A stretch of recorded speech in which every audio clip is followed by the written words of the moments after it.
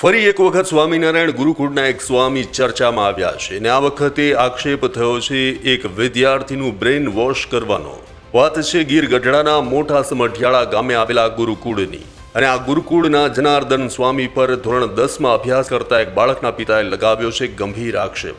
બાળકના પિતાનું કહેવું છે કે જનાર્દન સ્વામીએ તેના દીકરાનું બ્રેઇન વોશ કરી નાખ્યું છે અને એટલા માટે જ તેનો દીકરો હવે ગુરુકુળ છોડી અને ઘરે આવવા તૈયાર નથી અને તે માત્ર ને માત્ર ગુરુકુળ જ જવાની જીદ પકડે છે। જે બાદ વિદ્યાર્થીના પિતાએ માત્ર 3 દિવસ જ રહેવાની શરતે બાળકને પાછો મોકલ્યો અને ત્યારબાદ પિતાએ સ્વામી અને પુત્ર વચ્ચેની જે વાતચીત થઈ તેના કોલ રેકોર્ડ પણ કરી લીધા હતા, જે કોલ રેકોર્ડિંગ હવે વાયરલ પણ થઈ ગયું છે। ત્યારે આ ગુરુકુળના આચાર્યએ કહ્યું કે હાલમાં જનાર્દન સ્વામી જૂનાગઢ છે, જે સામે આવ્યા બાદ જ સમગ્ર મામલો શું છે તેનો ખ્યાલ આવશે। પણ બાળકના પિતાના કહેવા મુજબ વિદ્યાર્થી પાસેથી 3 નોટબુક પણ મળી છે, જેમાં સંસાર કેવી રીતે છોડી દેવો તેનું લખાણ લખવામાં આવ્યું છે।